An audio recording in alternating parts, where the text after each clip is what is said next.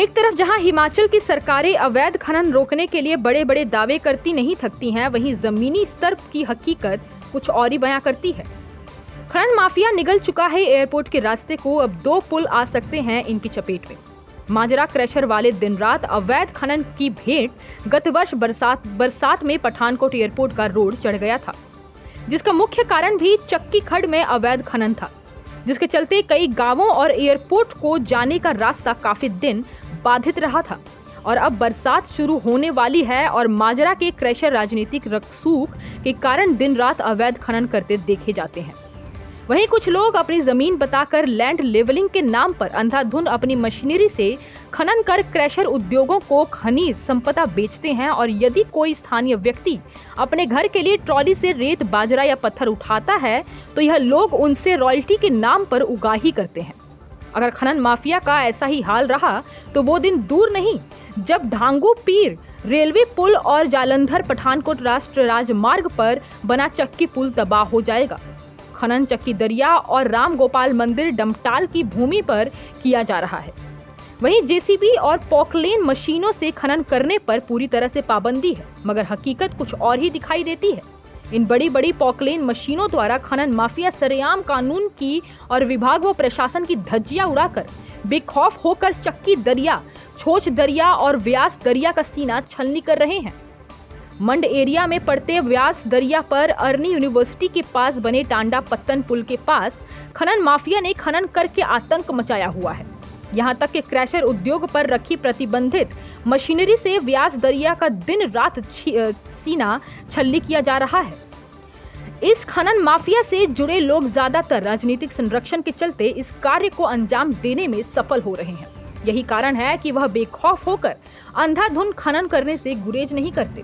भले ही अवैध खनन के मामले में एक तरफ सरकार व प्रशासन जागरूक है, वहीं दूसरी ओर खनन माफिया इनसे 10 कदम आगे ही दिखाई पड़ता है, क्योंकि खनन माफिया से जुड़े लोगों द्वारा अपने मुखबिर चक्की दरिया और व्यास दरिया और हर गली और हर चौराहे पर बिठा रखे हैं। जैसे ही कोई विभागीय अथवा पुलिस की गाड़ी मुख्य सड़क पर निकलती है तो उनके द्वारा रखे गए मुखबिर तुरंत इसकी सूचना अपने आकाओं को दे देते हैं। पुलिस व प्रशासन के पहुंचने से पहले ही अवैध खनन करने वाले मौके से रफू चक्कर हो जाते हैं।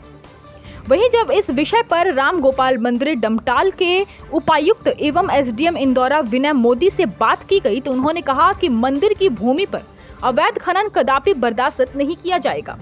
अगर कोई पकड़ा गया तो उस पर बनती कार्रवाई की जाएगी। लैंड लेवलिंग के नाम पे खनन किया जा रहा है, उस विषय में आप क्या कहना चाहते हैं? अभी तो मेरे को 3 दिन में ज्वाइन किए हुए मैंने अभी, लेकिन माइनिंग अफसर साहब को बुलाया है तो 1 आध दिन में वो मेरे पास आएंगे। फिर बैठ के हम एक स्ट्रिक्ट जो है इसका वर्कआउट करते हैं प्लान कि किस तरह से क्या क्या इश्यूज़ हैं उनकी तरफ से, और जो आपने मुझे बताया फिर उसको डिटेल्ड हम प्लान वर्कआउट करते हैं, फिर उस हिसाब से उसमें कार्रवाई करेंगे। सर, एक कंदरोड़ी खड्ड में और राम गोपाल मंदिर की भूमि पर जो अवैध खनन हो रहा है उस पर क्या स्ट्रेटजी रहेगी आपकी?